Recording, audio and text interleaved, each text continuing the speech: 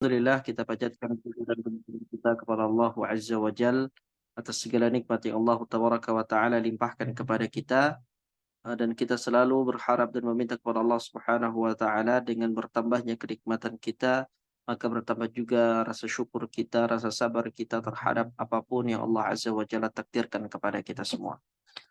Salawat serta salam semoga selalu tercurahkan dan terlimpahkan kepada junjungan besar Nabi kita Muhammad sallallahu alaihi wasallam, kepada para sahabat dan keluarga beliau ila yaumiddin. Jemaah sekalian dirahmati Allah Azza wa Jalla, di pertemuan yang lalu sudah kita masuki bab muhasabah, ya, ada pembahasan tentang dua macam muhasabah, muhasabah sebelum beramal dan muhasabah setelah beramal. Dan di mana dari ini semua membawa kita kepada suatu poin bahwasanya seorang mukmin apapun yang ingin dia lakukan, apapun yang ingin dia katakan, hendaknya dia pikirkan terlebih dahulu, ya. Dan kemudian setelah dia melakukan hal tersebut, dia ulang kembali, ya, muhasabah kembali. Apakah yang dia lakukan itu sudah tepat, sudah benar, ya, itu akan mendatangkan keridhaan Allah atau malah sebaliknya. Baik, insya Allah Azza wa Jalla kita akan melanjutkan pembahasan kita di bab muhasabah tentang kesimpulan, lalu dilanjutkan dengan keutamaan muhasabah, baru kemudian nanti ada pembahasan berikutnya tentang penyakit riya. Bismillahi Azza wa Jalla. Untuk kesempatan kali ini kita mohon kesediaannya kepada uh, Ibu Ira mungkin, ya, untuk membacakan materi kita pada siang hari ini insya Allah. Insya Allah, Ustaz. Bagaimana? Halaman berapa ya, Ustaz? Halaman 112.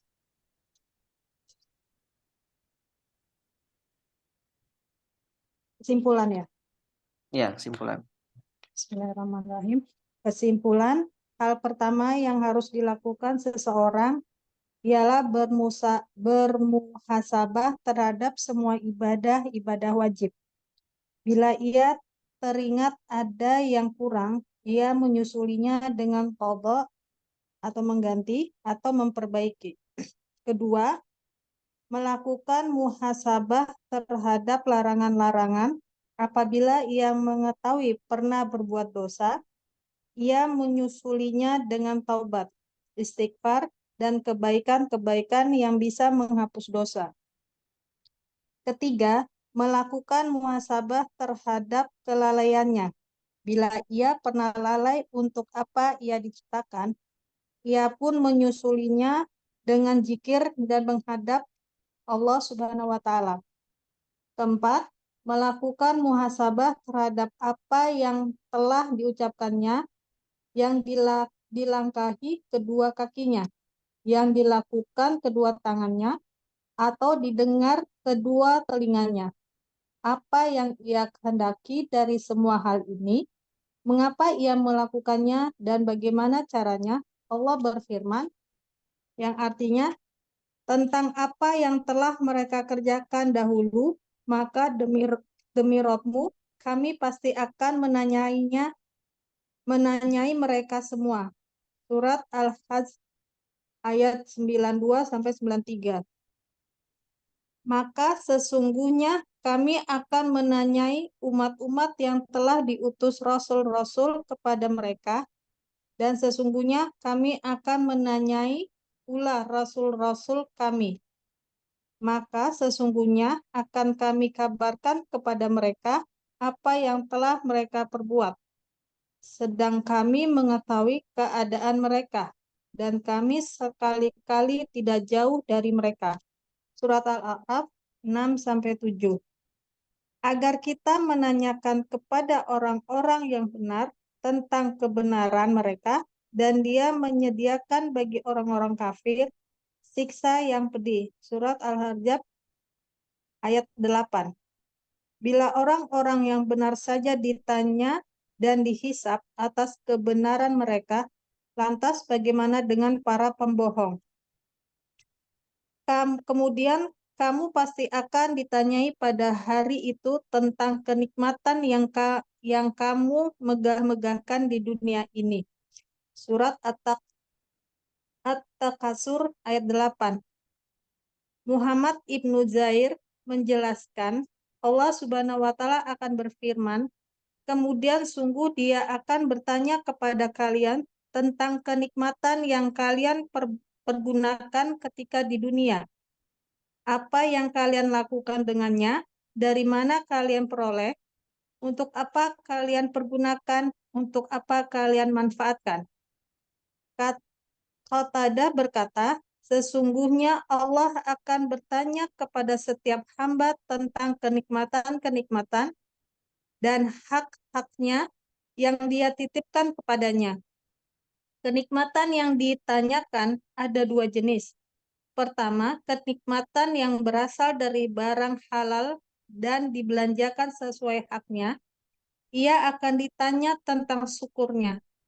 Kedua, kenikmatan yang berasal dari barang haram dan dibelanjakan tidak sebagaimana mestinya, ia akan ditanya tentang bagaimana cara memperoleh dan membelanjakannya. Apabila seorang hamba akan diminta pertanggungjawaban dan perhitungan terhadap segala hal, hingga pendengaran, penglihatan, dan hatinya sekalipun, sebagaimana firman Allah Subhanahu wa taala, dan janganlah kamu mengikuti apa yang kamu tidak mempunyai pengetahuan tentangnya. Sesungguhnya pendengaran, penglihatan, dan hati semuanya itu akan diminta pertanggungjawaban. Surat Al-Isra ayat 36. Maka sepantasnya ia bermuhasabah sebelum hisab pada hari kiamat digelar. Firman Allah Subhanahu wa taala berikut ini menunjukkan kewajiban introspeksi diri, yang artinya, hai orang-orang yang beriman, bertakwalah kepada Allah dan hendaklah setiap hari memperhatikan apa yang telah diperbuatnya untuk hari esok, akhirat. Surat Al-Hasr ayat 18. Setiap orang seyogyanya melihat amal perbuatan yang telah diperbuatnya untuk hari kiamat. Apakah amalannya itu termasuk amal soleh yang akan menyelamatkannya, ataukah justru termasuk amal jelek yang akan membinasakannya? Qatadah berkata, Rabb kami senantiasa mendekatkan hari kiamat hingga menjadikannya seakan-akan terjadi esok hari. Jadi, kebaikan hati tersebut bisa diraih dengan muhasabah, sementara kerusakannya disebabkan oleh meremehkan dan meninggalkan muhasabah. Baik, nah, barakallahu fiik wa ahsanallahu ilaik. Kesimpulan tentang bab muhasabah yang telah kita pelajari di kesempatan yang lalu. Dikatakan oleh al-muallif bahwasanya hal pertama yang harus dilakukan seseorang adalah bermuhasabah terhadap semua ibadah-ibadah wajib. Berwajib ini harus diprioritaskan. Kita harus tahu apa saja yang Allah Subhanahu wa taala wajibkan kepada kita. Jangan sampai terbalik. Kita memprioritaskan hal-hal sunnah, sedangkan hal-hal yang wajib kita lalai darinya. Nah, makanya Allah Subhanahu wa taala dalam hadis qudsi menjelaskan tidak ada suatu hal yang lebih aku cintai untuk dilakukan oleh hamba-hambaku kecuali hal-hal yang telah aku wajibkan atas mereka. Jadi yang pertama itu, yang wajib itu adalah hal-hal yang fardu, gitu ya. Kalau seandainya hal-hal fardu sudah dilakukan, maka berikutnya adalah hal-hal yang Allah cintai dari hal-hal sunnah. Bila ia teringat ada yang kurang dari ibadah-ibadah wajib, ia menyusulinya dengan qada, mengganti atau memperbaikinya, tergantung konteksnya apa, gitu ya. Kemudian yang kedua adalah melakukan muhasabah terhadap larangan-larangan. Kalau tadi hal-hal yang diperintahkan, ya, kalau sekarang adalah larangan-larangan. Apabila ia mengetahui pernah berbuat dosa, ia menyusulinya dengan taubat, dengan istighfar, dan kebaikan-kebaikan yang bisa menghapus dosa. Jadi, mengevaluasi diri dari ketaatan, apa saja yang belum dia lakukan, segera dia lakukan, dan mengevaluasi diri tentang kesalahan, apa saja yang sudah dia lakukan dari kesalahan, dan bersegera untuk bertaubat. Yang ketiga adalah melakukan muhasabah terhadap kelalaian. bila ia pernah lalai untuk apa ia diciptakan, ya, ia pun menyusulinya dengan zikir dan menghadap kepada Allah Subhanahu wa taala. Mengingatkan kepada kita bagaimana Allah Azza wa Jalla menjelaskan wa ma khalaqtul jinna wal insa illa liya'budun. Tidaklah aku ciptakan jin dan manusia kecuali untuk beribadah kepadaku. Allah menegaskan sekali lagi bahwasanya tujuan diciptakan kita di dunia ini, ya tujuan Allah untuk menciptakan kita di dunia ini adalah untuk beribadah kepadanya. Keempat, melakukan muhasabah terhadap apa yang telah diucapkannya, yang dilangkahi kedua kakinya, yang dilakukan kedua tangannya, atau didengar oleh kedua telinganya. Jadi apa yang telah didengar, dievaluasi. Apakah ada hal-hal yang Allah haramkan sengaja dia perdengarkan? Ya, di antaranya ya Allah Subhanahu wa taala mengharamkan musik. Apakah ada musik-musik yang dia nikmati dengan kedua telinganya? Ya, dia nyaman dengan musik-musik itu dan dia dengarkan dengan sengaja, gitu ya.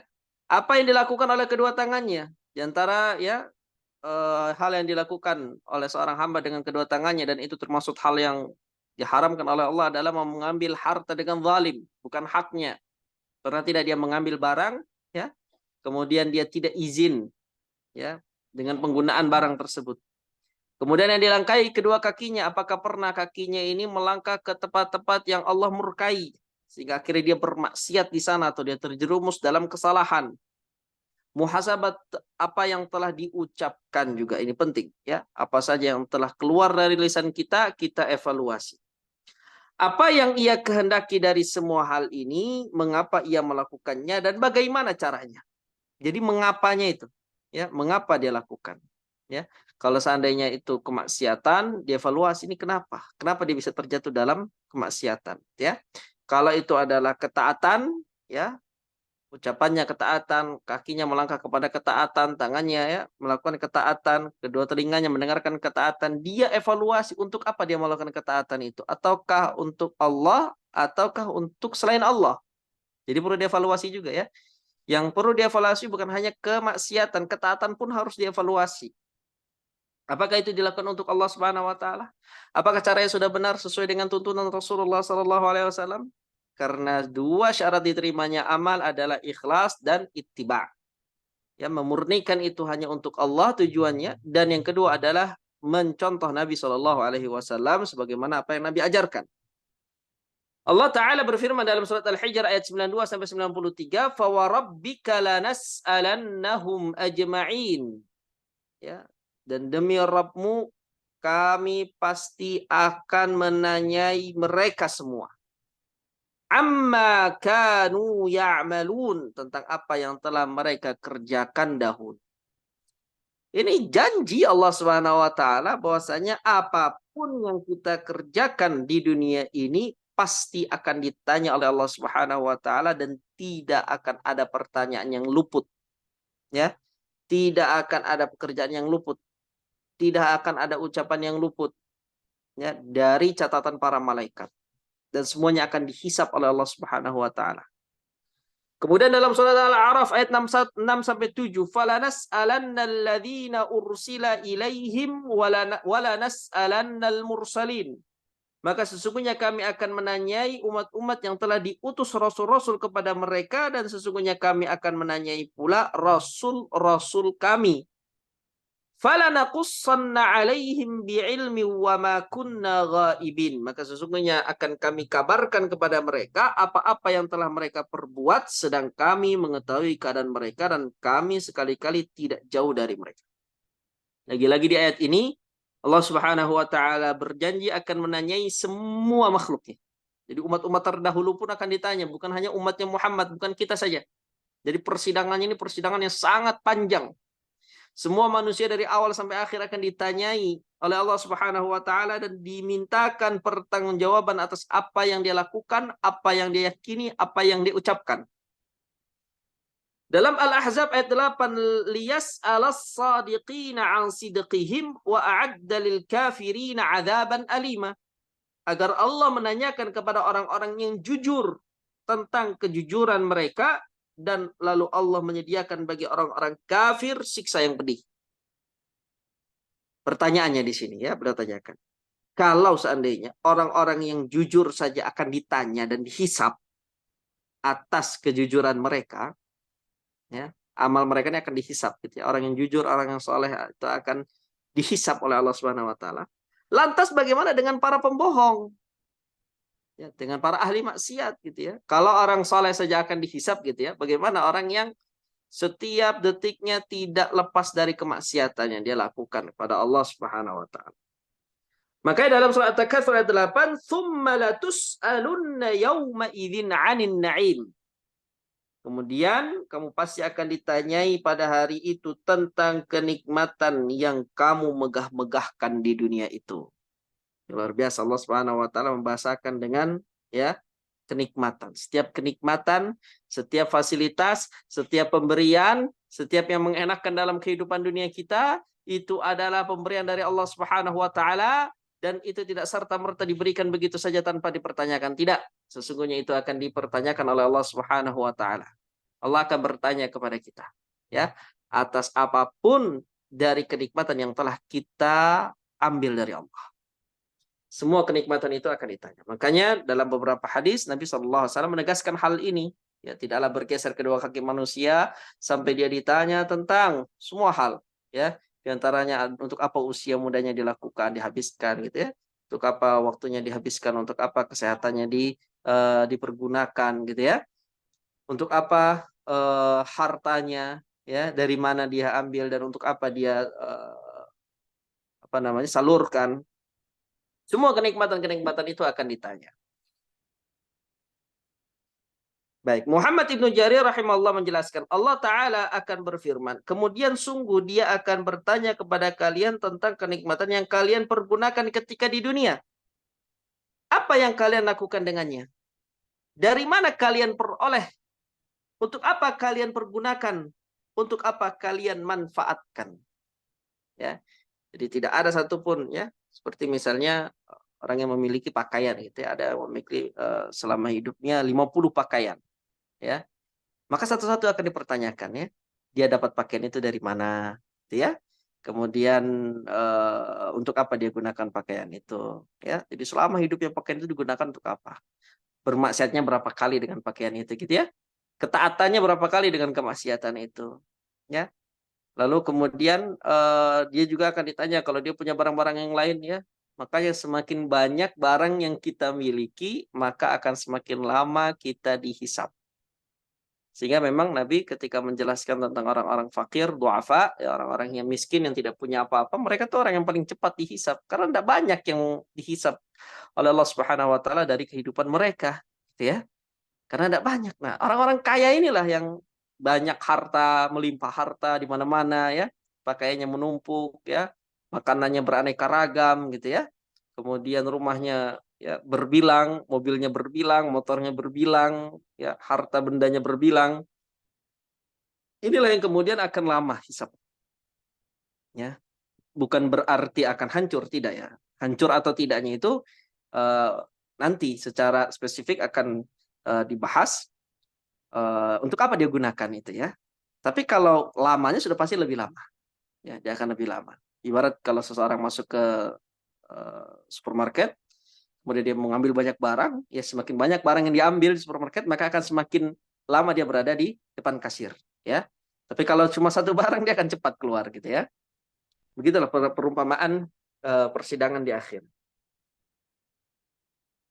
Qatada berkata, sesungguhnya Allah akan bertanya kepada setiap hamba tentang kenikmatan-kenikmatan dan hak-hak Allah yang Allah titipkan kepadanya. Ya, tidak akan luput. Setiap apapun sifatnya nikmat, ya, sifatnya fasilitas, sifatnya kesenangan, pasti akan ditanyakan oleh Allah Subhanahu wa taala. Karena itu hanya titipan gitu ya. Sudah titipan ya, kita akan dimintakan pertanggungjawaban atas titipan tersebut gitu ya. Sehingga ini mengambil dari sini kita dapat mengambil pelajaran bahwasanya sesungguhnya harta kekayaan, harta duniawi, harta yang melimpah itu ya, itu tidak pantas untuk kita sombongkan. Pertama dia bukan punya kita gitu ya. Tidak pantas untuk sombong. Pertama, dia bukan punya kita, itu punya Allah. Ya, kenapa ada sama saya? Saya dititipkan oleh Allah. Kenapa dititipkan? Untuk Allah uji.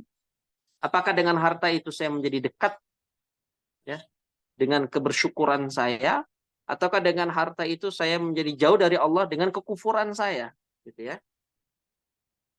Kenikmatan yang ditanyakan ada dua jenis. Yang pertama adalah kenikmatan yang berasal dari barang halal. Dia dapatkan itu halal. Barangnya halal, dapatkan dari sesuatu yang halal. Dan ia belanjakan sesuai haknya. Ia akan ditanya tentang syukurnya. Ya, makanya di antara syukur itu tidak hanya mengucapkan alhamdulillah, menisbatkan nikmat itu kepada Allah, tetapi juga dengan apa dia gunakan kenikmatan itu. Kalau dia gunakan kenikmatan itu dalam rangka ketaatan taqarrub kepada Allah Azza wa Jalla, maka itu adalah bentuk syukur. Ya. Tapi kalau seandainya dia mengucapkan alhamdulillah, alhamdulillah, alhamdulillah, tapi dia gunakan maksiat, ya, kenikmatan itu untuk bermaksiat, maka ini bukan bersyukur, hanya syukur lisan saja. Anggota tubuhnya tidak bersyukur. Dia kufur maknanya di situ, ya. Dia mengkufuri kenikmatan dari Allah. Yang kedua, kenikmatan yang berasal dari barang yang haram dan dibelanjakan tidak sebagaimana mestinya. Ia akan ditanya tentang bagaimana cara memperoleh dan membelanjakan harta tersebut. Maka apabila seorang hamba akan diminta pertanggungjawaban dan perhitungan terhadap segala hal, hingga pendengaran, penglihatan, dan hatinya sekalipun.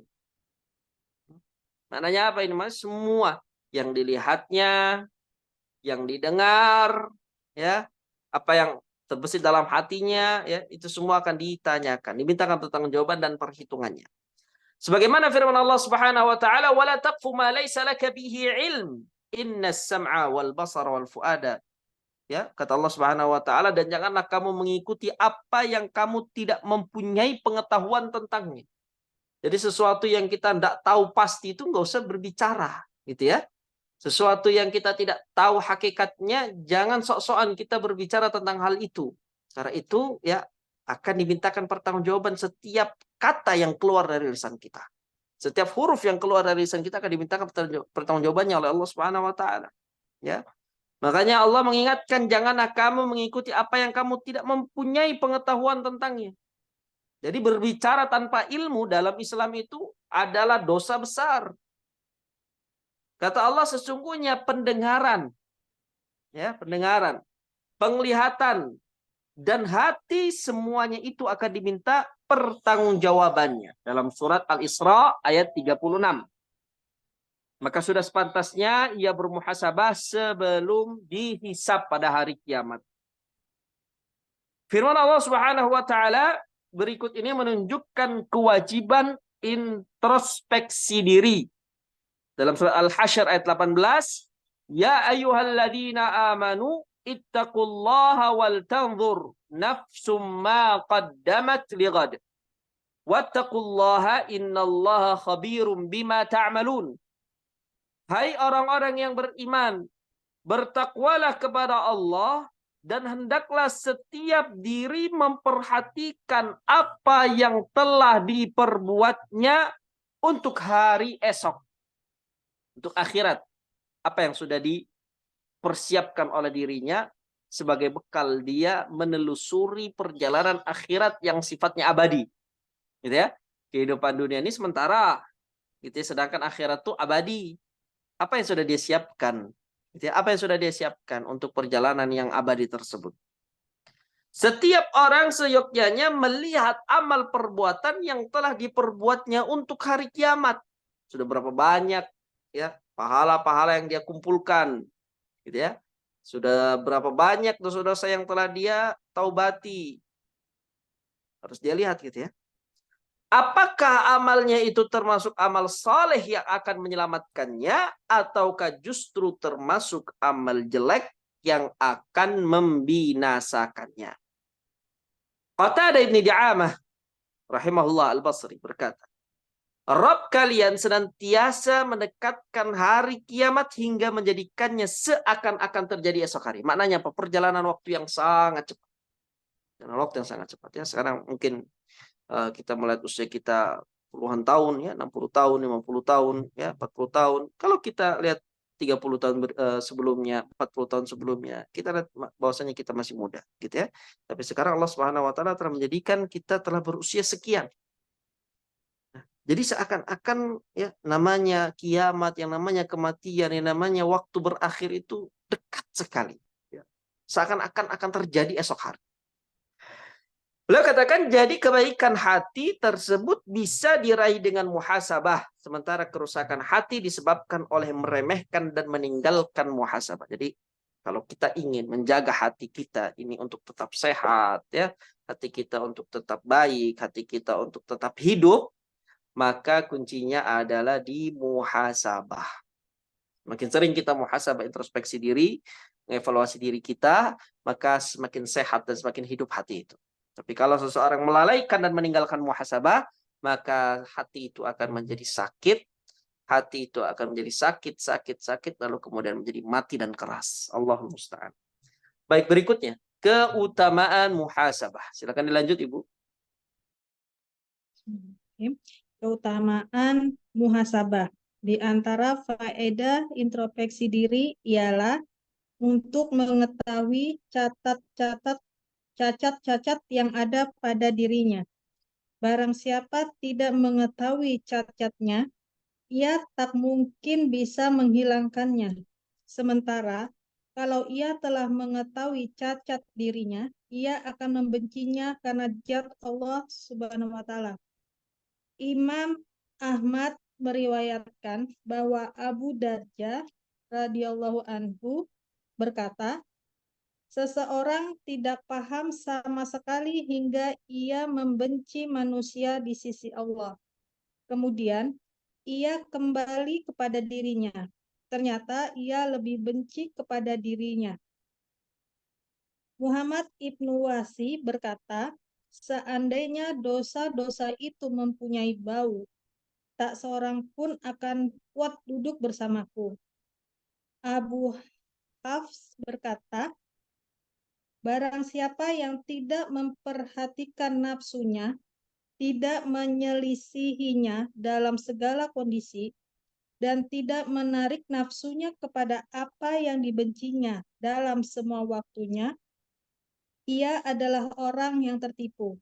Sementara barang siapa memandang nafsunya dengan menganggap baik pada sebagiannya, ia telah membinasakannya. Uqbah ibnu Sohban al-Hannai berkata, aku bertanya kepada Aisyah tentang firman Allah, kemudian kitab itu kami wariskan kepada orang-orang yang kami pilih di antara hamba-hamba kami. Lalu di antara mereka ada yang menganiaya diri mereka sendiri, dan di antara mereka ada yang pertengahan,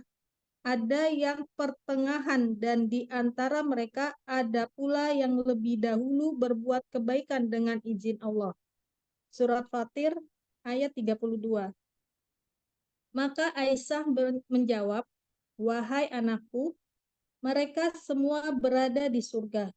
Adapun orang yang sabiqun bil khairat, lebih dahulu dengan kebaikan, ialah orang yang telah berlalu kepada masa Rasulullah Shallallahu Alaihi Wasallam, dan beliau memberikan kesaksian kepadanya dengan meraih surga dan rezeki.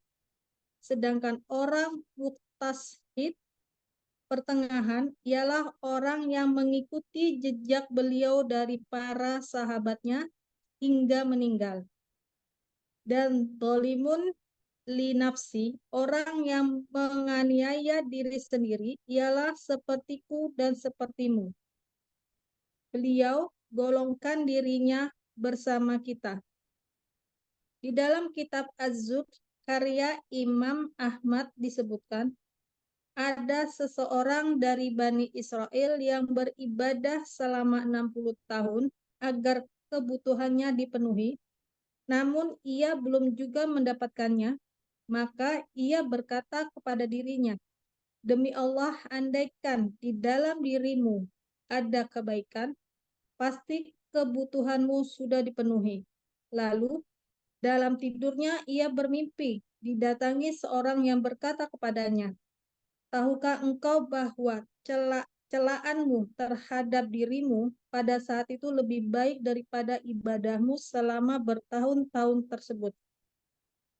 Nafsu selalu mendorong kepada kerusakan, penolong bagi musuh, berambisi pada setiap kejelekan, serta mengikuti segala keburukan. Ia secara alami berjalan di medan perselisihan. Orang yang larut dalam kesenangan tidak ingin lepas darinya dan terbelenggu olehnya.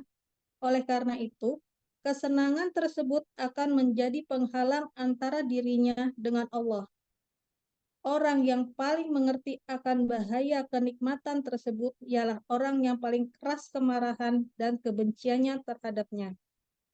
Membenci nafsu karena Allah merupakan karakter siddiqin orang-orang yang benar. Karena mendekatkan seorang hamba kepada Allah Subhanahu wa taala ketimbang amal lahir pada kesempatan yang sama. Di antara faedah bermuhasabah lainnya ialah seorang hamba mengetahui hak Allah. Barang siapa yang tidak mengetahui hak Allah atas dirinya, ibadahnya hampir-hampir tidak bermanfaat kecuali sedikit sekali. Barang siapa yang menggunakan hatinya untuk mendapatkan hak Allah terhadap hamba, hal itu mewariskan kebencian dan kemarahan kepada nafsu serta membersihkan dirinya dari sifat ujub dan menambah bangga amal perbuatan. Selain itu, hal tersebut juga membuka pintu ketundukan, kerendahan, pasrah di hadapan Rabb-nya, dan memutus harapan dari nafsunya. Ketahuilah, keselamatan tidak akan diperoleh kecuali dengan ampunan, maghfirah, dan rahmat Allah.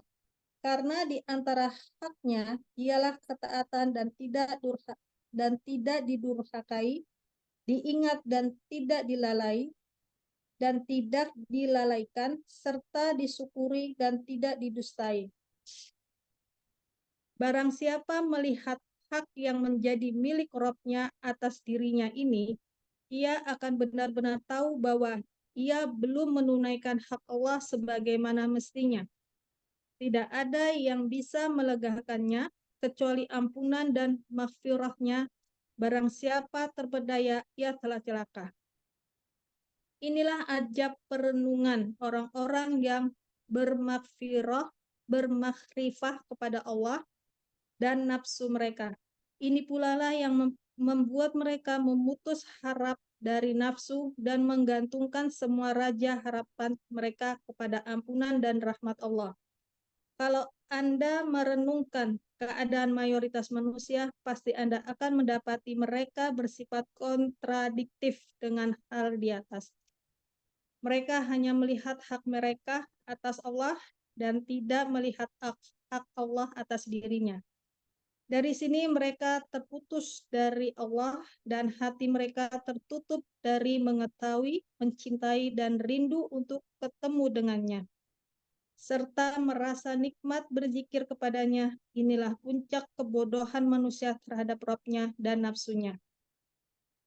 Dengan demikian, muhasabah ialah evaluasi hamba terhadap hak Allah atas dirinya. Lalu diikuti evaluasinya, apakah ini telah melaksanakan haknya sebagaimana mestinya. Sebaik-baik perenungan ialah merenungkan hal itu. Sebab ia bisa mengantarkan hati kepada Allah dan memosisikan di hadapannya dalam keadaan hina, tunduk, penuh kepasrahan, sangat membutuhkan, dan sangat rendah.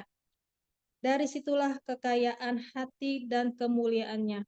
Bila mana ia mengerjakan suatu amal, namun berbuat muhasabah seperti di atas terlewatkan, kebaikan yang terlewatkan itu lebih utama daripada yang ia peroleh.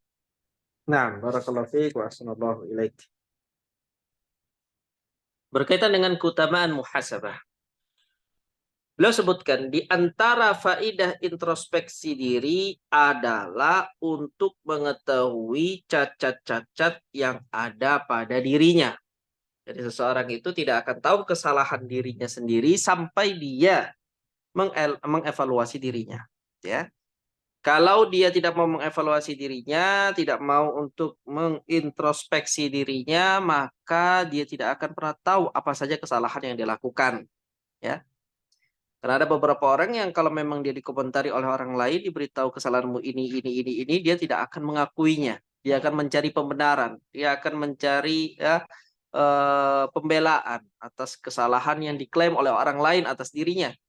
Sehingga yang dapat mengetahui secara benar kesalahan seseorang itu, ya, dia terjatuh ke dalamnya atau tidak, adalah dirinya sendiri. Ya, dengan cara introspeksi diri. Barang siapa tidak mengetahui cacatnya, dia tidak mengetahui cacat kesalahan dirinya, ia tidak mungkin bisa menghilangkan kesalahan itu. Bagaimana dia bisa bertobat kalau dia saja tidak mengetahui dan tidak tahu tentang dosa-dosanya? Dia tidak tahu kesalahannya. Bagaimana dia mau minta ampun kepada Allah? Kalau dosa-dosanya saja yang dia lakukan, dia tidak tahu. Gitu ya. Sementara kalau ia telah mengetahui cacat dirinya, ia akan membencinya karena Allah Azza wa Jalla. Jadi kalau seorang sudah tahu dia salah, kesalahannya A, B, C, D, E, maka dia benci semua hal itu karena Allah Azza wa Jalla. Imam Ahmad meriwayatkan bahwa Abu Darda radhiyallahu anhu berkata, seseorang tidak paham sama sekali, ya maksudnya dia tidak akan menjadi faqih. Seorang tidak akan menjadi faqih sampai kapan? Seseorang itu tidak akan menjadi faqih hingga ia membenci manusia. Ya, karena Allah, kemudian ia kembali kepada dirinya, ternyata ia lebih benci kepada dirinya sendiri. Ya, jadi kalau membenci seseorang itu karena Allah itu wajar. Ya, standarnya mukmin. Standar mukmin itu adalah benci kepada orang yang melakukan kesalahan gitu ya. Nah, tingkat berikutnya kan ada muslim, ada mukmin, ada muhsin. Orang yang muhsin ini tingkat paling tinggi setelah dia melihat ternyata dirinya ini lebih buruk dari orang lain dari segi kemaksiatan gitu ya. Mudah lalai dengan berzikir kepada Allah Subhanahu wa taala, mudah melakukan kemaksiatan, mudah mengucapkan kemaksiatan gitu ya, mudah hatinya untuk tergiur dengan dunia gitu ya. Kalau dia lihat, dievaluasi dirinya ternyata lebih banyak kesalahan dirinya dibandingkan orang lain ya. Sehingga ketika dia sudah sampai ke tahap itu ya, maka itu adalah tahap yang tertinggi dalam agama. Ya, dia sudah bisa mengevaluasi dirinya dan dia sudah tahu cacatan dirinya sendiri, kesalahan-kesalahan dirinya, kemaksiatan-kemaksiatan dirinya, ya, sehingga dia lebih membenci dirinya sendiri dibandingkan dengan kebenciannya kepada orang lain. Ini luar biasa maknanya, Masya Allah. Kemudian Muhammad ibn Wasi' berkata, seandainya dosa-dosa itu mempunyai bau, ya, berbohong itu memiliki bau, ya, pandangan yang liar pada lawan jenis itu memiliki bau, ya, nguping itu memiliki bau, ya, menuduh orang itu memiliki bau, menggosipi orang itu memiliki bau, ya, kezaliman yang kita ucapkan, kezaliman yang kita lakukan dengan kedua tangan dan apa yang kita lakukan dengan kedua kaki kita, semua macam-macam maksiat itu memiliki bau, kata Muhammad bin Wasi', maka tidak ada seorang pun yang akan kuat duduk bersamaku, katanya. Kalau seandainya dosa itu punya bau, tidak ada orang yang kuat duduk bersama. Ya. Jadi di sini melihat bagaimana seorang Muhammad ibn Wasi' rahimahullahu taala itu lebih memprioritaskan mengevaluasi dirinya dibandingkan mengevaluasi orang lain. Dia disibukkan dengan mengintrospeksi diri dibandingkan dengan mengomentari kehidupan orang lain, gitu ya. Dibandingkan nyalah-nyalahkan orang, dia lebih baik menyalahkan dirinya sendiri, ya. Sehingga apa? Sehingga dia katakan kalau seandainya dosaku ini memiliki bau, tidak akan ada orang yang sanggup untuk sekedar duduk di sampingku. Ya, Insya Allah penuh dengan ketawaduan. Kemudian qala Abu Hafiz, berkata Abu Hafiz, barang siapa yang tidak memperhatikan jiwanya, ya, nafsunya, tidak menyelisihinya dalam segala kondisi, dan tidak menarik nafsunya kepada apa yang dibencinya dalam semua waktunya, ia adalah orang yang tertipu. Maknanya apa? Orang yang tidak pernah muhasabah itu adalah orang yang tertipu gitu ya. Dia menganggap bahwasanya yang dilakukan itu sudah benar. Yang dilakukan itu sudah tepat, yang dilakukan itu sudah baik, sudah sempurna, dia tidak pernah evaluasi. Sehingga dia adalah orang yang tertipu. Sementara barang siapa yang memandang nafsunya dengan menganggap baik pada sebagiannya, ia telah membinasakannya. Ini luar biasa lagi ya. Orang yang sudah menganggap dia sudah melakukan kebaikan, gitu ya, maka itu pada hakikatnya dia telah membinasakannya. Ya, yang tidak mengevaluasi saja berbahaya, apalagi yang sudah melihat dirinya sudah melakukan kesempurnaan dalam amalan. Uqbah ibnu Sahban Al-Hannai berkata, aku bertanya kepada Aisyah tentang firman Allah Azza wa Jalla dalam surat Fatir ayat 32, "Tsumma awrathna al-kitaba alladziina astafaina min 'ibadina, faminhum dhalimun li nafsihi wa minhum muqtasid wa minhum sabiqun bil khairati biidznillah." Kata Allah Azza wa Jalla, kemudian kitab itu kami wariskan kepada orang-orang yang kami pilih di antara hamba-hamba kami. Lalu di antara mereka ada yang menganiaya diri mereka sendiri, ya. Ada di antara mereka yang pertengahan, ada di antara mereka yang lebih dahulu berbuat kebaikan dengan izin Allah. Ya, jadi lebih dahulu dibanding yang lain. Lebih cepat melakukan, lebih bersegera dalam melakukan kebaikan. Ada yang menganiaya dirinya, menzalimi dirinya, ada yang pertengahan, ada yang berlomba-lomba dalam kebaikan. Ini 3 tingkatan. Ditanya oleh Uqbah bin Sahban kepada Aisyah. Faqalat, maka Aisyah berkata, wahai anakku, mereka semua berada di surga. Adapun orang yang sabiqun bil khairat, lebih dahulu dengan kebaikan, adalah orang yang telah berlalu pada masa Rasulullah Sallallahu Alaihi Wasallam. Dan beliau memberikan kesaksian kepadanya dengan meraih surga dari rezeki. Ini para sahabat. Sedangkan orang muqtasid pertengahan adalah orang yang mengikuti jejak beliau dari para sahabatnya hingga meninggal. Ya, sudah itu ittiba kepada para sahabat, ittiba kepada Rasul. Dan zalimun li nafsi adalah orang menganiaya diri sendiri, adalah sepertiku dan sepertimu. Kata Aisyah, sepertiku Aisyah dan sepertimu. Ya, Uqbah bin Sahban. Beliau menggolongkan dirinya bersama kita, kata Uqbah bin Sahban. Tentu ini adalah ketawaduan Ummul Mukminin Aisyah radhiyallahu taala anha, ya. Karena pada hakikatnya Ummul Mukminin Aisyah radhiyallahu taala anha adalah manusia yang paling mulia karena beliau adalah istri dari Nabi Shallallahu Alaihi Wasallam, ummahatul mukminin, ibu dari kaum mukminin, gitu ya. Ini hanya sekedar ya ketawaduan yang diucapkan oleh Aisyah. Di dalam kitab Az-Zuhd karya Imam Ahmad disebutkan ada seseorang dari Bani Israel yang beribadah selama 60 tahun. Ini kisah Israiliyat. Ada orang yang ibadahnya itu rajin sekali selama berapa lama? 60 tahun. Agar kebutuhannya dipenuhi, namun ia juga belum mendapatkannya. Maka ia berkata kepada dirinya, demi Allah, andai kata di dalam dirimu ada kebaikan, pasti kebutuhanmu sudah dipenuhi. Jadi dia berkata kepada dirinya sendiri. Ya.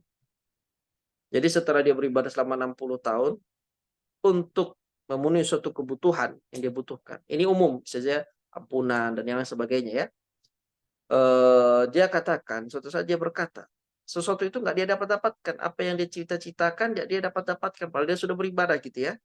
Dia katakan, andai kata di dalam dirimu, wahai diri, ya, andai kata dalam dirimu ada kebaikan, pasti kebutuhanmu sudah terpenuhi. Pasti apa yang kamu inginkan sudah dijabah oleh Allah gitu ya. Lalu dalam tidurnya ia bermimpi didatangi oleh seseorang dan berkata kepadanya, tahukah engkau bahwa celaanmu terhadap dirimu sendiri pada saat itu lebih baik daripada ibadahmu selama berpuluh-puluh tahun tadi. Bertahun-tahun tersebut. Jadi mengevaluasi diri, mencela diri sesaat itu lebih baik dibandingkan dengan ibadah yang dilakukan bertahun-tahun. Nafsu selalu mendorong pada kerusakan, penolong bagi musuh, berambisi pada setiap keburukan, serta mengikuti segala keburukan. Ia secara alami berjalan di medan perselisihan. Ini nafsu. Orang yang larut dalam kesenangan, tidak ingin lepas dari kesenangan, terbelenggu oleh kesenangan. Ya, karena itu kesenangan tersebut akan menjadi penghalang antara dirinya dan Allah. Orang yang paling mengerti akan bahaya kenikmatan tersebut adalah orang yang paling keras kemarahan dan kebenciannya terhadapnya. Membenci nafsu karena Allah merupakan karakter siddiqin, orang-orang yang benar, orang-orang yang jujur, ya. Karena mendekatkan seorang hamba kepada Allah Azza wa Jalla ketimbang amal lahir pada kesempatan yang sama. Di antara faidah bermuhasabah lainnya adalah seseorang mengetahui hak Allah. Barang siapa yang tidak mengetahui hak Allah atas dirinya, ibadahnya hampir-hampir tidak bermanfaat kecuali sedikit sekali. Dia harus tahu nih, ya. Dia beribadah itu kebutuhan dirinya, ya, untuk memenuhi haknya Allah Subhanahu wa taala. Haknya Allah apa? Semuanya dilakukan untuk ibadah kepada Allah. Dan Allah tidak mengambil manfaat dari ibadah itu. Ibadah itu benar-benar, ya, manfaat itu diambil oleh si pelaku.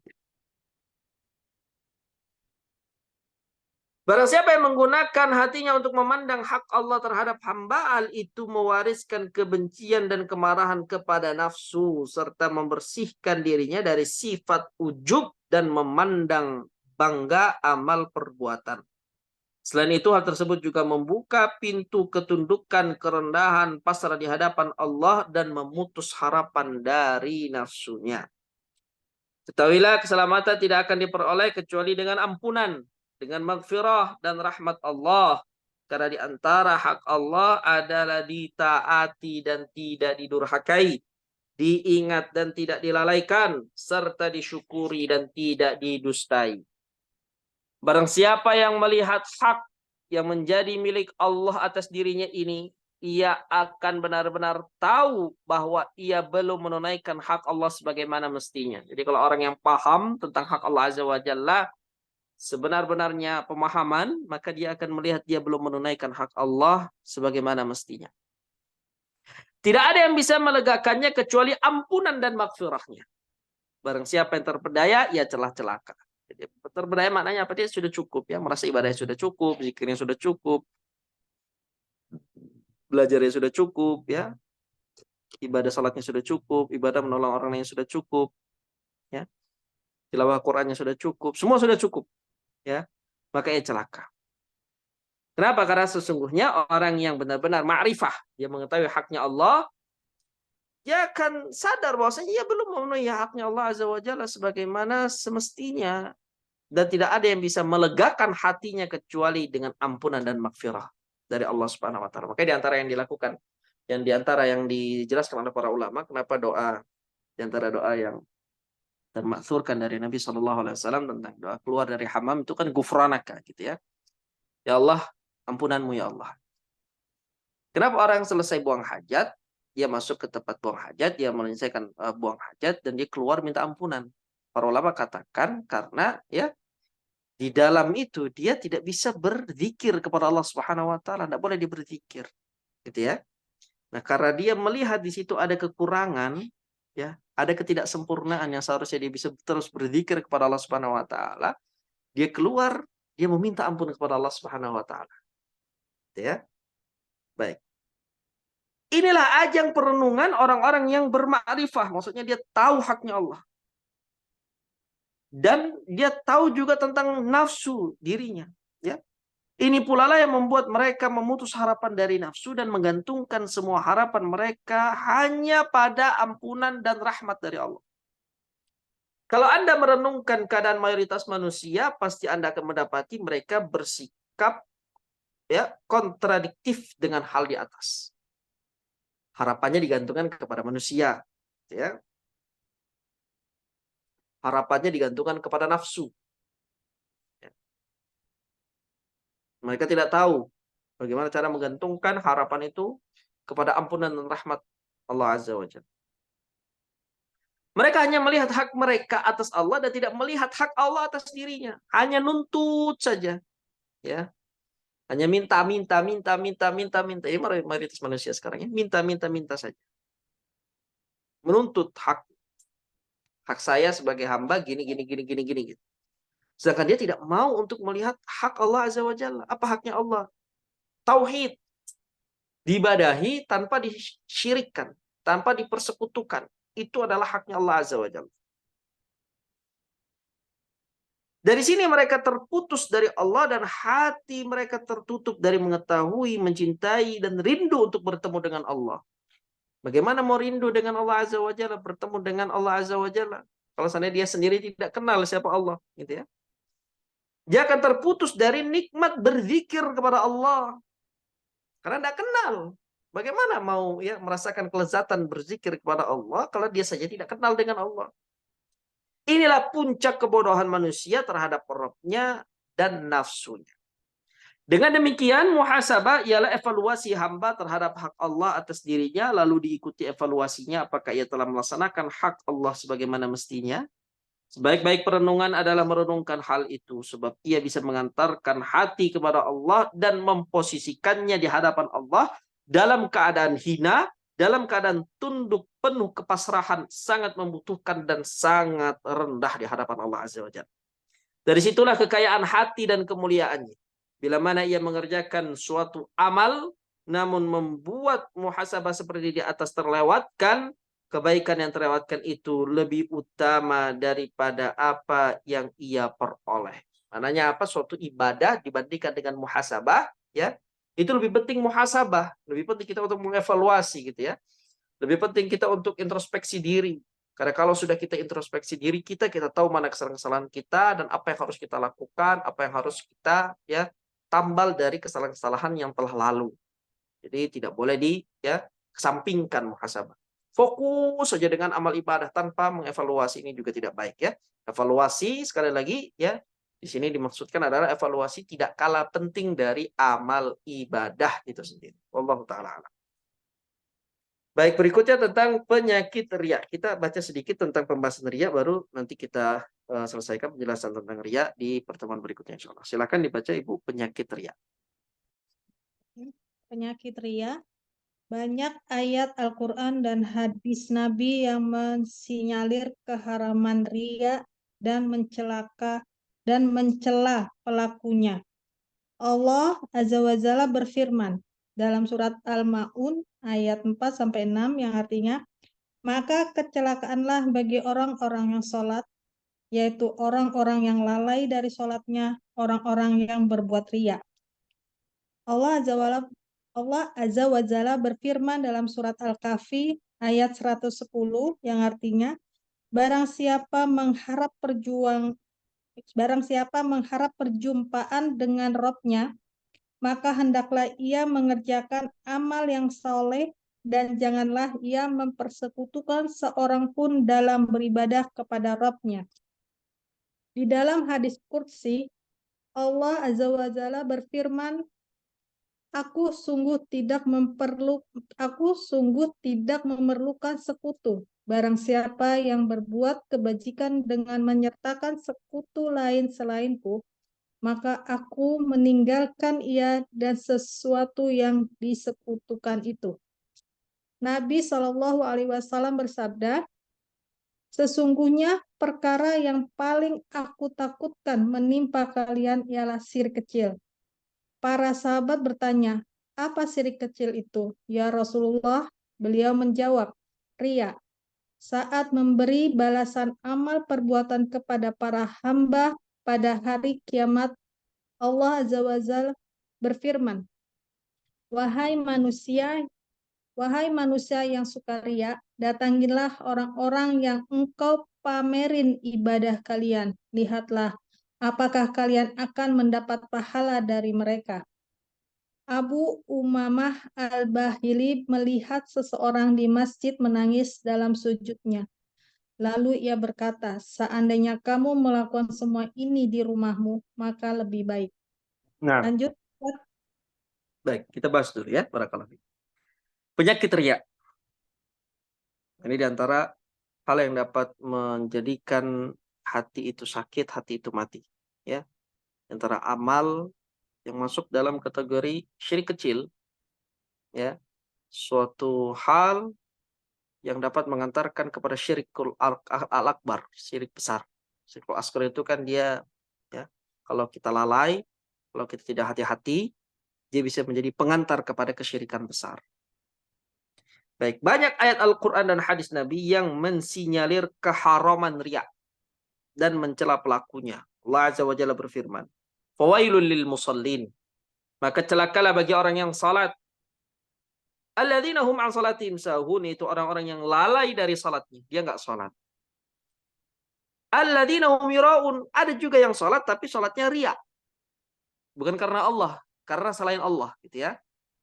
Jadi kecelakaan bagi orang yang salat itu ada dua. Orang yang lalai dari salatnya dan orang yang riya akan salat.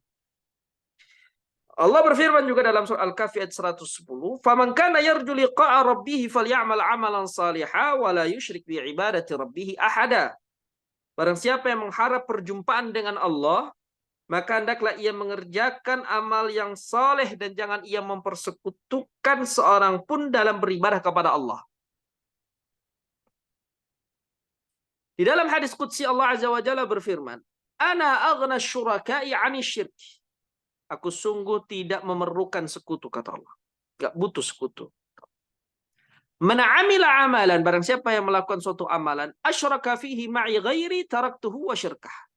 Barang siapa yang melakukan suatu amalan dengan menyertakan sekutu lain selainku, ya denganku, maka aku akan meninggalkan ia dan sesuatu yang ia sekutukan itu. Jadi kesyirikan itu benar-benar dibenci sama Allah Subhanahu wa taala. Jadi kalau ada seorang yang melakukan suatu kebaikan, itu dilakukan karena Allah dan karena selain Allah, maka Allah akan tinggalkan semuanya. Allah akan tinggalkan kita dan Allah akan tinggalkan selainnya tadi yang dijadikan niat tujuan untuk melakukan ibadah. Nabi bersabda, "Inna akhwafa ma akhafu alaikum syirkul asghar." Sesungguhnya perkara yang paling aku takutkan menimpa kalian adalah kesyirikan kecil.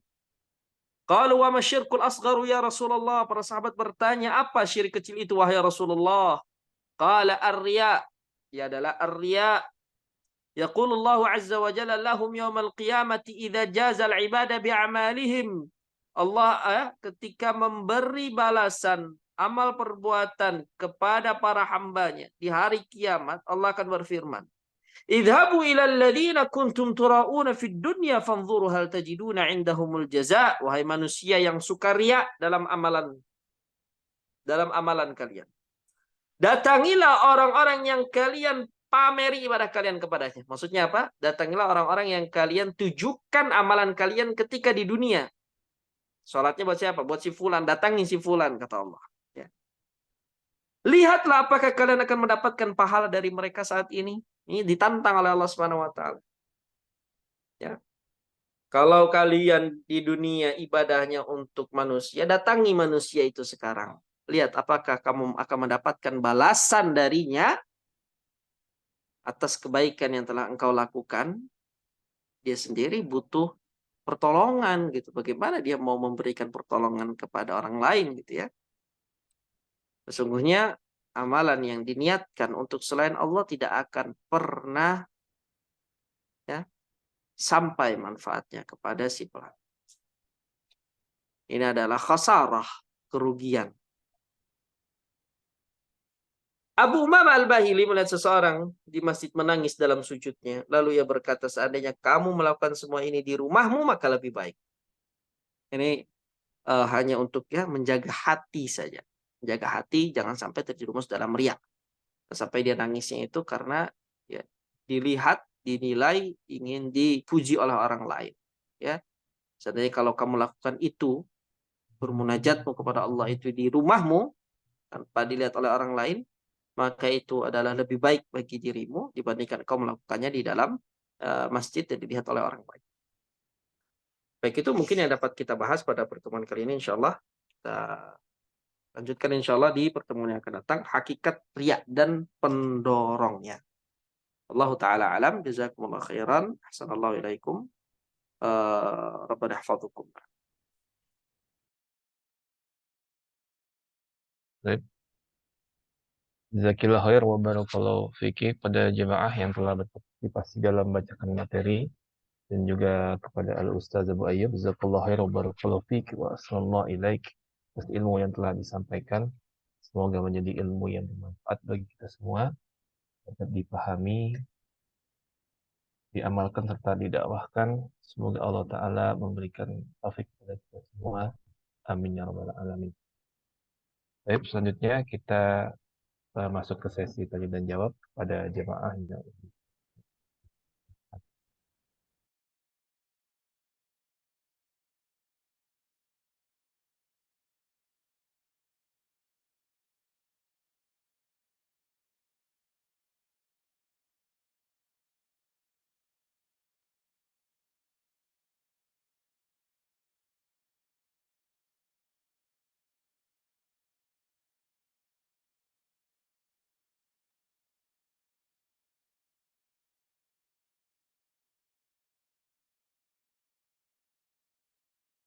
kalau begitu Ana mau bertanya Ustaz. Naam, tafadhal. Eh, Tadi Ustaz mengenai rasa cukup dalam beribadah Ustaz. Kalau misalkan kita gimana cara membedakan ya Ustaz? Ya, misalnya kita mau coba ini dulu lah segini dulu gitu, mau coba istiqomah dulu gitu dengan ibadah ini. Maksudnya khawatirnya nanti kalau kita terlalu banyak nanti khawatirnya jadi tidak istiqomah begitu. Nah itu bagaimana Ustaz? Apakah itu termasuk bisikan setan atau bagaimana Ustaz? Nah, insyaallah kalau konteksnya seperti itu tidak mengapa ya, namanya tadarruj. Tadarruj itu bertingkat dalam beramal ya. Dan sebagaimana hadis yang sempat kita sampaikan berkali-kali di pertemuan yang lalu, in ahabbal a'mali ilallah ma dawama alaihi sahibuhu wa in qalla. Sungguhnya amalan yang paling dicintai oleh Allah adalah yang paling konsisten dikerjakan walaupun sedikit. Itu nas dari Nabi SAW. Sedikit itu tidak apa-apa, asalkan konsisten. Ya. Insya tidak termasuk hal yang kita mencukupkan diri dengan beribadah. Gitu ya. Mungkin yang lebih itu, yang lebih masuk dalam konteks yang tercela itu adalah merasa puas, gitu ya. Merasa puas dengan amalan itu. Kita melihat amalan kita itu sudah sempurna. Nah, itu mungkin yang masuk dalam konteks sesuatu yang tercela dalam pembahasan kita. Allah Ta'ala alam. Masya Allah. Nah Ustaz, syukran jazakallahu khairan atas jawabannya. Amin wa ya. Baik, pada jemaah yang bertanya dipersilahkan kembali. Ustadz Afwan mau bertanya Ustadz, di sini menggunakan membahasakan dengan marifatullah ya Ustadz, artinya marifatullah itu artinya mengenal Allah ya Ustadz. Ya. Begini Ustadz, benarkah saya membahasakannya ini diri saya, kalau saya khawatir nih artinya gini Ustadz, marifatullah itu artinya mengenal Allah secara utuh. Kalau kita kembali ke pelajaran yang kita pelajarin adalah mengenal Allah dengan tauhid rububiyahnya, uluhiyah dan asma wa sifat gitu ya Ustadz. Nah, Yang saya khawatirkan pada diri saya, bahasa marifatullah ini pada saat orang-orang sufi mengatakan marifatullah, padahal pada saat bahasanya kita kemarin menggunakan bahasanya gini Ustadz, banyaknya dalam diri daripada seseorang yang belajar itu bilangnya marifatullah, tetapi dia tidak mengenal Allah dengan nama, sifat dan perbuatannya. Dalam hal ini misalnya adanya kodok dan kodar gitu loh Ustaz. Dia nggak tahu bahwa tidak mengenal Allah, bahwa ini perbuatan Allah, tapi membahasakannya dia marifatullah gitu loh Ustaz.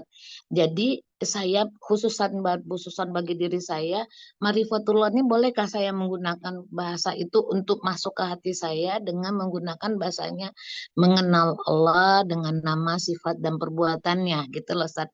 Bolehkah begitu Ustaz? nah, boleh. Nah, memang itu maknanya. Ma'rifatullah itu adalah mengenal Allah dengan nama-nama, dengan sifat-sifat dan perbuatan-perbuatannya. Itu makna Begitu ma'rifat.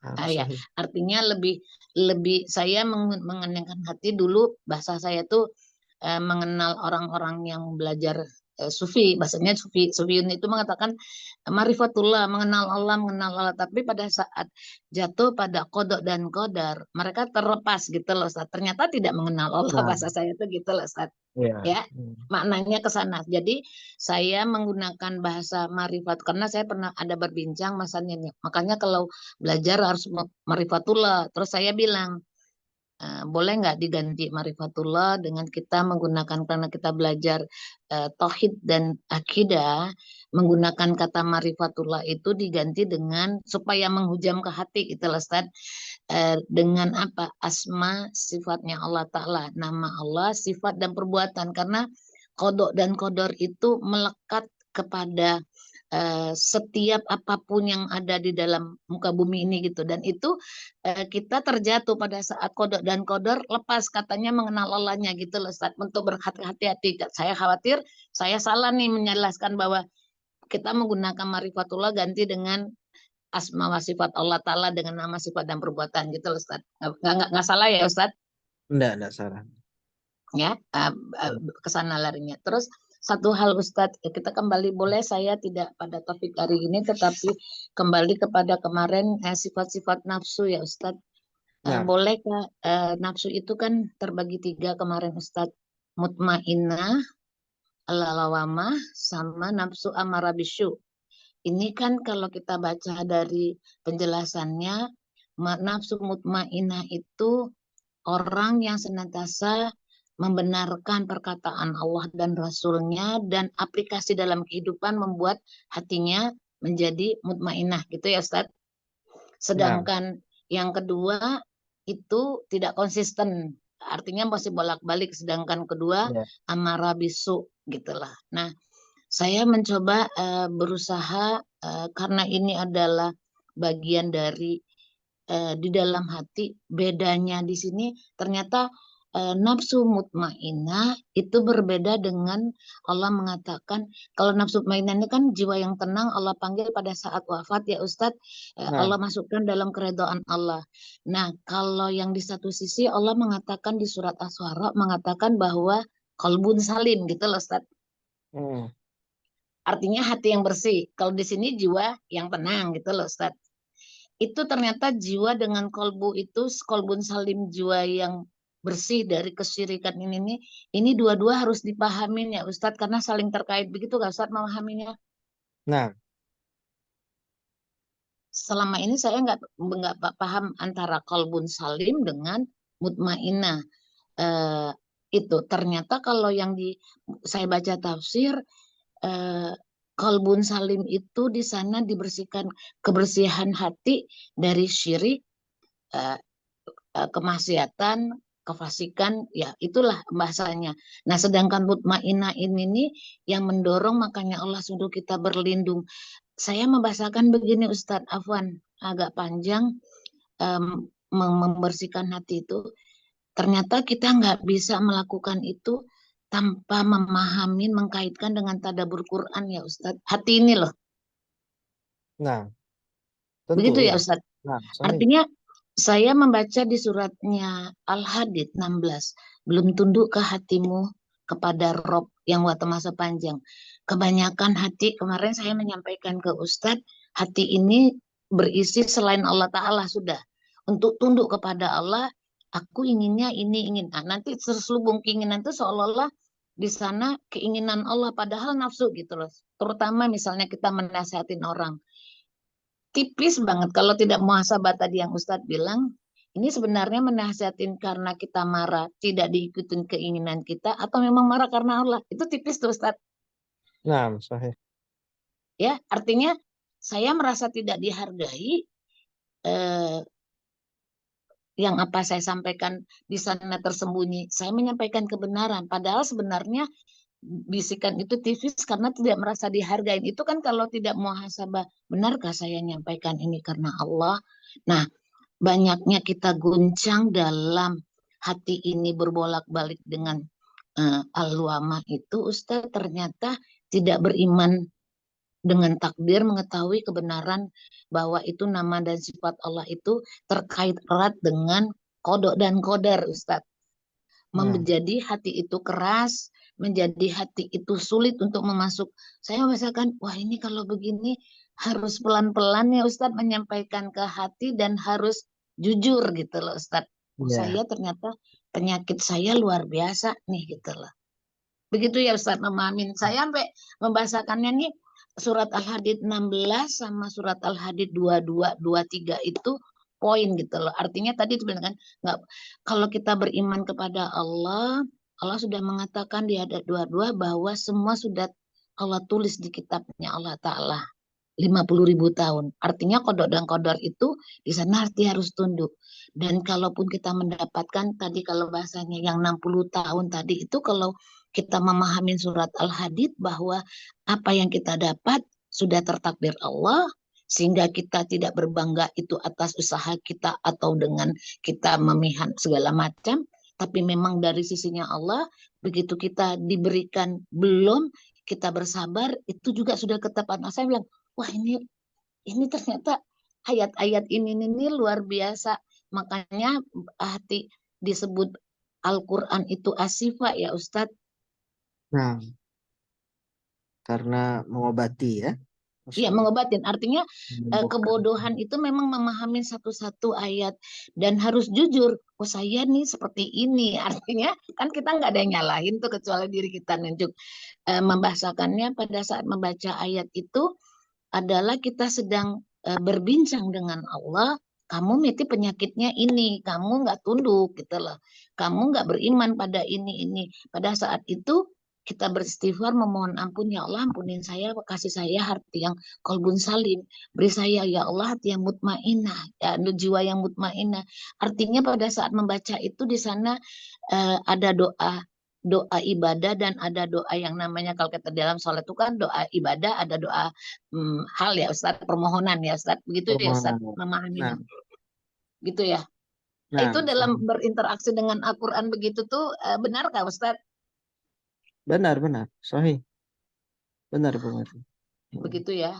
Saya fokus kepada surat Al-Hadid itu dalam rangka ingin karena berharap kan Ustadz yang dimasukkan Allah adalah orang yang kolbun salim.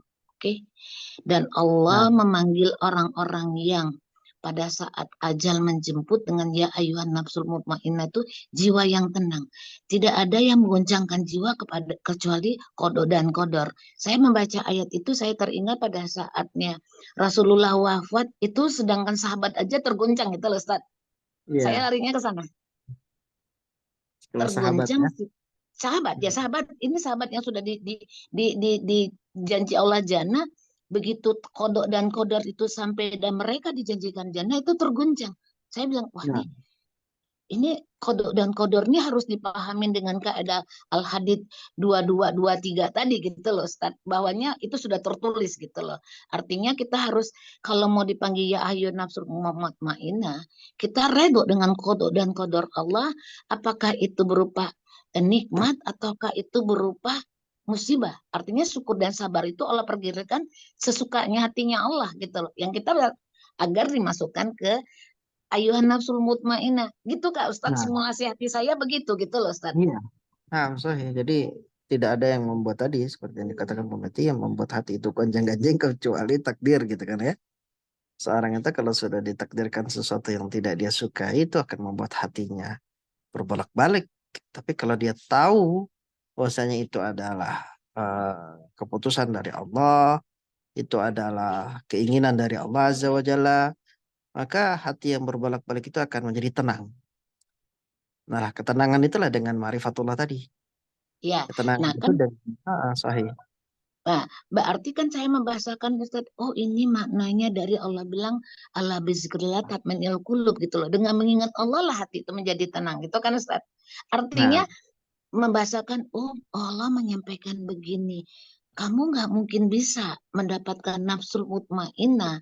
Terus bahasanya Allah orang-orang yang mengatakan kolu innalil kolu bahasanya itu Allah kamu tidak akan bisa istiqomah di surat Al-Fusilat ayat 30 itu Ustaz. Innalladzina qalu saya terlupakan subhanallah. ya innama astagfirullah. Yang Allah mengatakan orang yang mengatakan Robnya itu adalah Allah dan dia istiqomah sehingga dia wala tazanu wala takhafu. Itu kan Ustaz malaikat menyatakan pada orang yang mengatakan Robnya dan dia istiqomah. Dia nggak takut pada saat ajal menjemput. Ternyata simulasinya di hati ya Ustadz, dengan nafsunya Nah, itu yang digoncangkan Allah.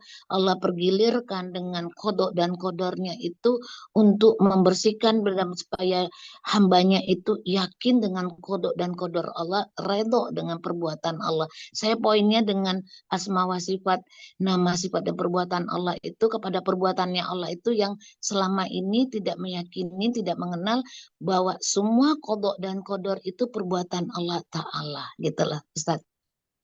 nah, iya, sahih. Dan, Makanya dan dengan ketenangan hati itulah yang menjadikan para anbiya, para rasul, para orang-orang saleh, siddiqin, syuhada itu menjadi tenang dalam kondisi apapun.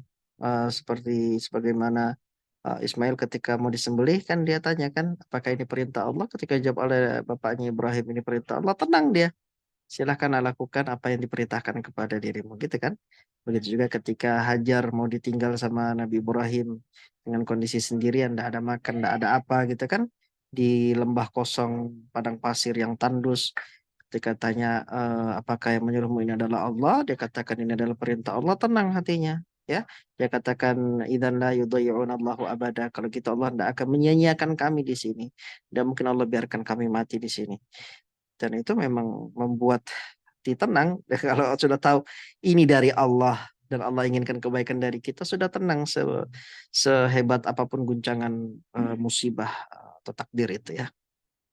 berarti kaitannya erat ya Ustadz dengan hadis mengatakan orang beriman tuh semua keadaan itu sama. Mau diberi nikmat dia bersyukur, diberi Nah, musibah dia bersabar. Saya misalkan, Masya Allah ternyata demikian memahaminya gitu loh Ustadz. nah, Artinya hati itu betul-betul bisa mutmainah atau kolbun salim, tidak bisa kepada kita merekayasa hati tanpa mentadaburin Quran, memasukkan ayat Allah, kan itu bentuk keyakinan. Keyakinan itu al-haqqu mir rabbik itu kan datangnya dari Allah kan Ustaz. Artinya ke sana saya simulasikannya.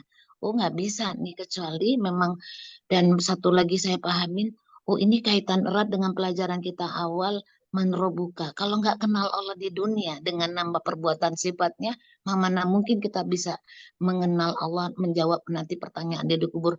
Simulasi itu luar biasa ternyata Ustadz. Begitu Kak Ustadz? nah, Astagfirullah. ya, Artinya tidak mengenal nama sifat perbuatan Allah itu membuat kita sedih, membuat kita kecewa, membuat kita marah. Karena kita nggak sesuai dengan nafsu kita. Nafsu kita berlawanan. Amarah bisu itu kan berlawanan dengan kehendak Allah Ta'ala kan Ustadz? nah, berlawanan. Ya kan? Artinya, kan saya maunya ini, aku kan maunya begini, anehnya begini. Saya bilang, oh pantesan Allah mengatakan, tidakkah kamu melihat ada orang menjadikan hawa nafsunya sebagai ilah, diikutin. Wah, saya bilang ini luar biasa.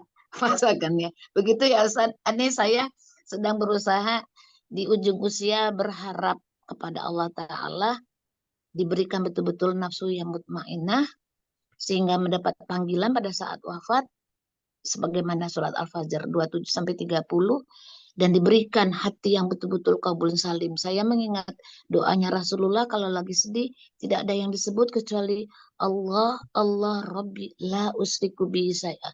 Karena ternyata saya membaca kesedihan dan kesenangan itu potensi untuk menyekutukan atau berpaling dari Allah itu dekat ya Ustaz.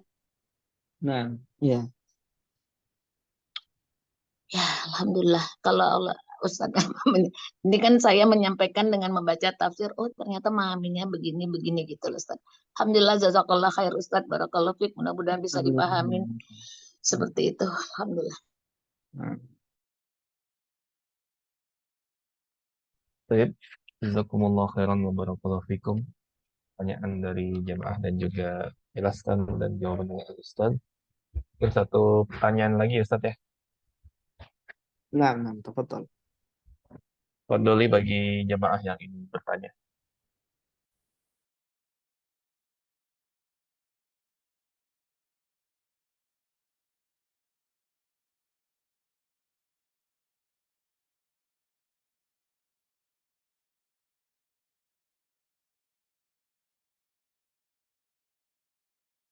Baik, jika sudah tidak ada yang ingin bertanya, sebelum kajian kita akhiri, Anda mewakili jemaah mengucapkan Jazakallah khair wa barakallahu fiik wa ahsanallahu ilaik atas kuluangan waktu, ilmu, faidah dan nasihat yang telah disampaikan oleh Ustaz Abu Ayyub. Semoga Ustaz dan keluarga beserta kita semua selalu berada di dalam lindungan Allah Subhanahu wa taala. Amin ya rabbal alamin. Baik, kita tutup majelis ini dengan doa kafaratul majelis. Subhanakallahumma wa bihamdika asyhadu an la ilaha illa anta astaghfiruka wa atubu ilaik. Wassalamualaikum warahmatullahi wabarakatuh.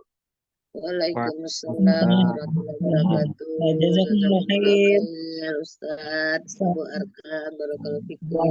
Jazakallah khair Ustaz Abu Arkam. Waalaikumsalam.